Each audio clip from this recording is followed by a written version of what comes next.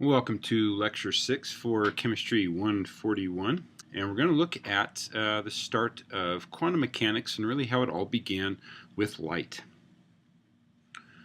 So you can kind of look at the birth of quantum mechanics just in general, and if we really look back at the early 20th century, so the early 1900s, chemistry really evolved as far as our understanding of the atom. And if we look at the names on the equations and the names of the people who were involved with creating our understanding of the atom for the time, they really do represent some of history's most brilliant minds.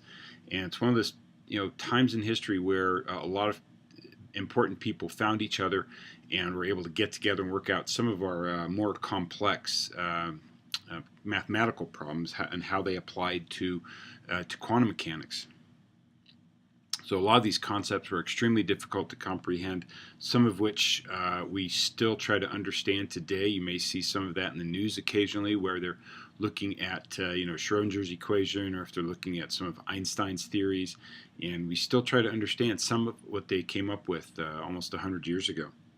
So a lot of things we do is still just an approximation as far as quantum mechanics, and we'll talk more about that as we go through these chapters. Well, let's first talk about light.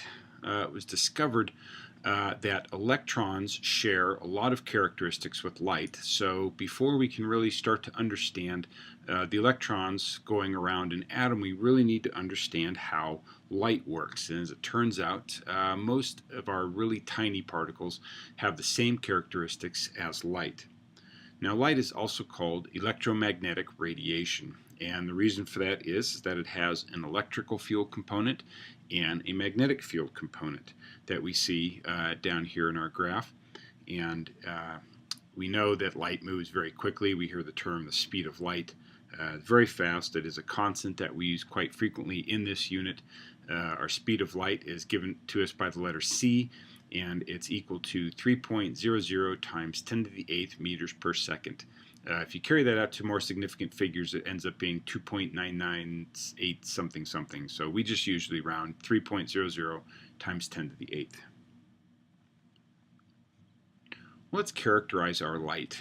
Light can be characterized three different ways, either by its wavelength or its frequency.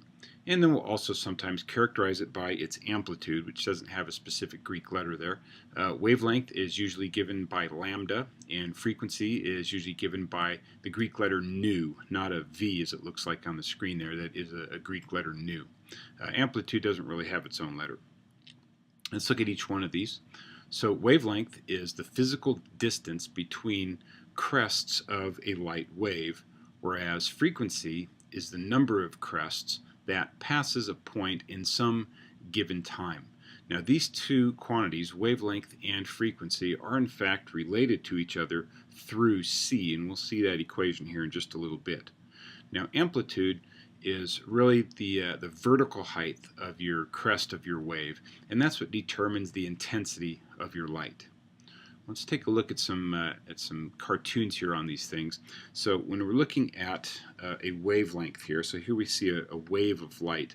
We see we've got our wavelength here going from crest here to crest here, and then we've got our amplitude just right here, so the height of that crest right there. And what we don't see here is frequency. If we can imagine that our light wave is moving in that direction, we would count the number of crests that pass, maybe a certain point here in a second, and that would be the frequency and the number of crests per second. Now, if we look at how we characterize light using wavelength in particular, the wavelength of light is what gives us our different colors. We see here we've got a fairly long wavelength out here, and we have a slightly reddish tint, so a long wavelength tends to be red. We have a wavelength here somewhat in the middle, and this is going to be a yellow wavelength. And then we have our really short wavelength here, which tends to be in the blue and violet range. So as we go through the colors, what we're really doing is changing wavelengths. When we change wavelengths, we also change frequencies, because those two things are related. We're going to talk about that in just a moment. Now over here we see for for our amplitudes, as we have dim light, we see our amplitude is just very low here, and for bright light, our amplitude is actually fairly large. And so the larger we make the amplitude, the brighter we would make that light. Now we talked about how wavelength and frequency are related, and it turns out for any object that's in motion, wavelength and frequency are related. However, we don't really worry about any large objects for that. We focus strictly on smaller things like electrons at the biggest, and then down to light particles. But the equation that relates these two guys is c, the speed of light, is equal to the wavelength lambda times the frequency nu. Now, since c is a constant, that has some ramifications about these two values. As lambda increases, nu decreases. So as the wavelength increases, the frequency decreases, okay, and vice versa. So as lambda decreases, frequency increases.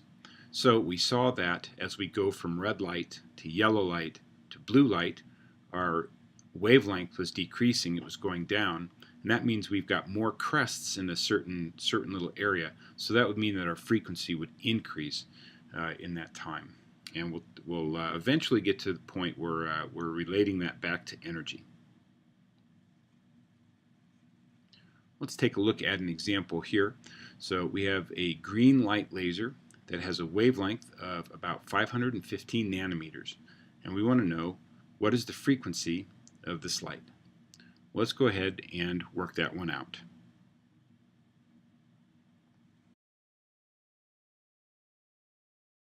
For our green laser is 515 nanometers.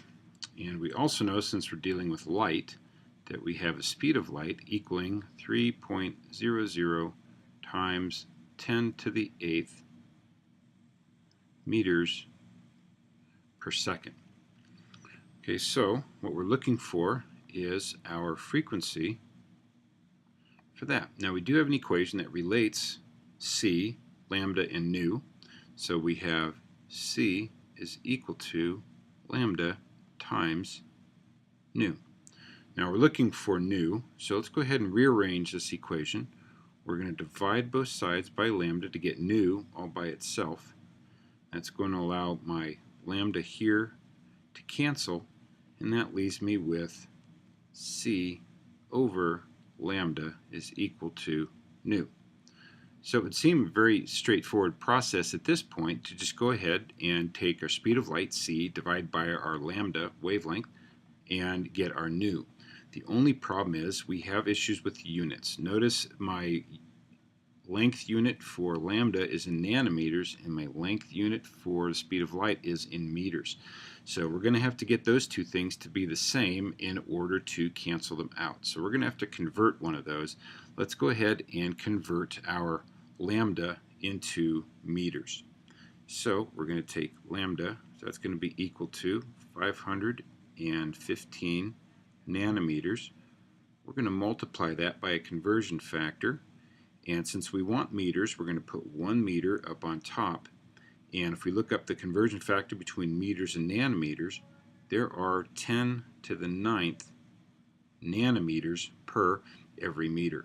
So that allows our nanometers here to cancel, and we end up with a lambda of 5.15 times 10 to the minus 7 meters. So now I've got my lambda in terms of meters, I've got my c, so let's go ahead and calculate this out. So I've got 3.00 times 10 to the 8th meters per second over 5.15 times 10 to the minus 7 meters. My meters cancel. The only unit I'm left with is 1 over seconds. It's a weird unit, but that's okay. We're going to see how that comes out. Now this comes out to be 5.83 times 10 to the 14th with units of 1 over second. Turns out 1 over second is in fact a frequency unit, and we give it a more appropriate name, and we see that it has a name of hertz. Now, so far, all we've really been looking at as far as our light, and what we generally think of as light, is just a very small portion of the electromagnetic spectrum that we interact with as far as our eyes, and that's called visible light. Well, in fact, the electromagnetic spectrum contains lots of different types of light, ranging all the way from radio waves to gamma radiation. We see here we've got radio waves on the low energy side of these. Change color. So we've got radio waves down here at low energy, and we've got things like gamma rays way up here at high energy. And this little tiny section right here is our visible light, just that little area in there. Now it turns out we interact with all these different forms of radiation just in different ways. But let's take a look at each one of these different forms of light. So radio waves, very low energy. Our radio and TV signals are made up of radio waves, so we use those for that. Microwaves, well, we use those in microwave ovens, and microwave radiation is also generally what we use for radar. Infrared radiation is how we interpret heat. So our body picks up infrared radiation and says, "Ooh, that's hot." Visible light there, that's what we use for sight. That's what our eyes interact with. Ultraviolet radiation, that's what we get from the sun. It's what gives us our tans. It's what gives us sunburns. It is required by our bodies to create some of the vitamins and nutrients that we require to live. X-rays, we use X-rays in medicine. X-rays have an energy sufficient to pass through flesh, but it cannot pass through bone, which is why we use it to look at the bones inside of our body. Then we have gamma radiation, which comes from interstellar or atomic decay sources and nuclear sources. Extremely high energy light. Generally, it does not pass through our atmosphere. The Earth's magnetic field tends to steer away most gamma sources. However, every once in a while, a gamma ray does come through, and it generally passes through everything, including possibly just passing right through the whole Earth itself. So really interesting stuff there. This is a lot more physics stuff than chemistry stuff, but it's good to know what we've got there in the electromagnetic spectrum. Now, one of the more interesting things about light is that it does have what we call a wave-particle duality. So there's some ways where it behaves as a particle, and some ways where it behaves as a wave. Now, the first thing that people notice is that light behaves as a wave, so we'll take a look at that as well. One of the things that people noticed so many years ago is that light can undergo interference. And what this really is the interaction of one light wave with another light wave depending on the relative phase. So we have two types of interference. We have constructive interference, where we have two waves adding to each other. So if we were to add these up, if we had a line going through here and a line going through here, so these two crests would add together because they're overlapping. These two troughs would add together because they're overlapping, and these two crests would add together overlapping, and we end up with really much higher crests and much deeper troughs. So that's constructive interference. Destructive interference is where the waves are out of phase and you have the crest of one overlapping with the trough of another. So if we again take a look at our line here, and we have our up part of the wave here and our down part of the wave here. When those add together, you end up with nothing over here, and you see that all the way through, and so you end up with no light wave left. The two waves have completely canceled each other out, so that is called destructive interference. Now, light also undergoes diffraction, which is the bending of a wave around an obstacle. So if we look at how waves pass through a very thin slit, we see that even straight waves here turn into curved waves here as they pass through. You can kind of imagine as the wave is passing through, they kind of get dragged off those edges there and create those curves. Okay, particle behavior just goes straight through, and doesn't get diffracted at all. So there are some ways in which light behaves as a wave, and some ways in which it behaves as a particle.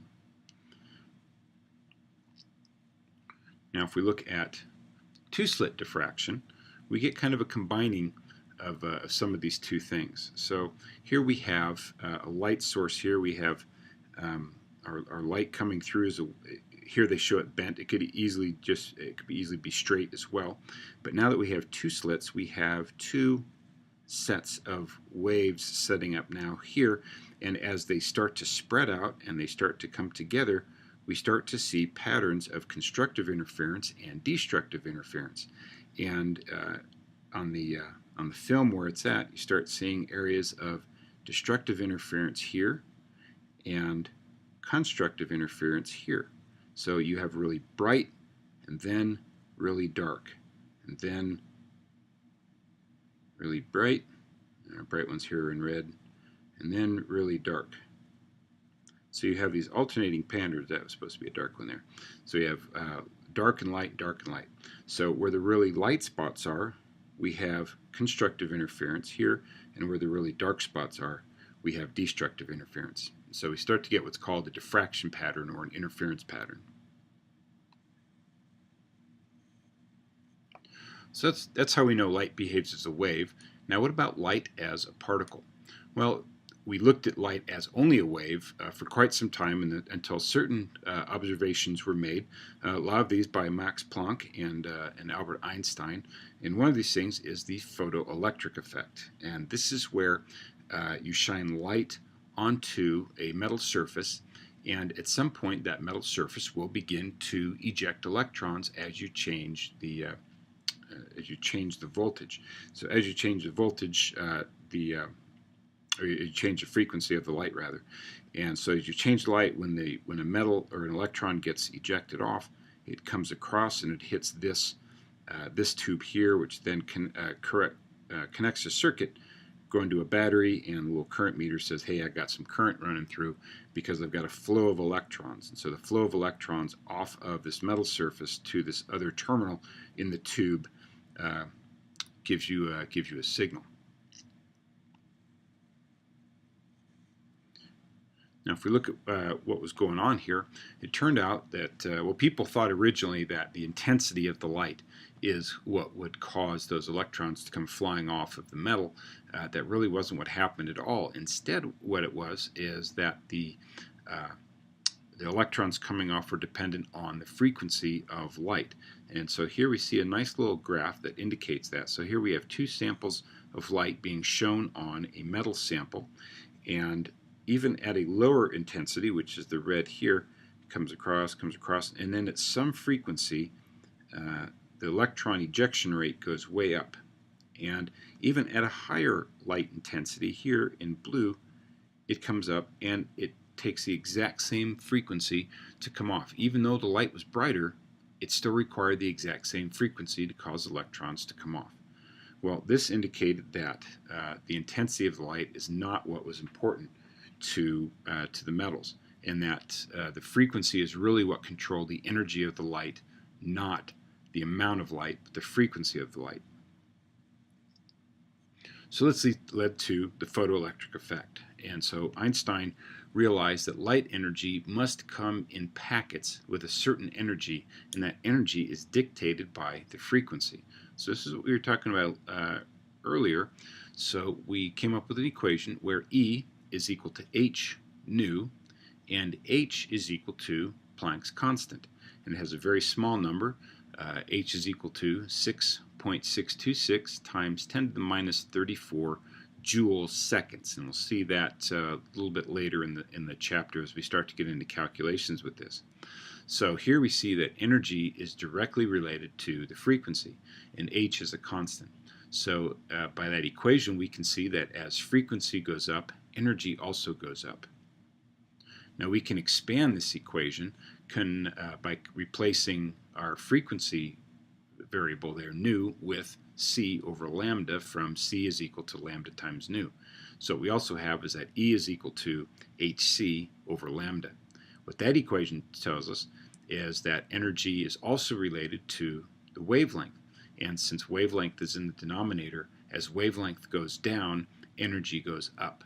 And that would make sense. If we look at energy of red light with a long wavelength, the energy of blue light with a short wavelength, blue light has a much higher energy than the red light. It has a shorter wavelength and a higher frequency.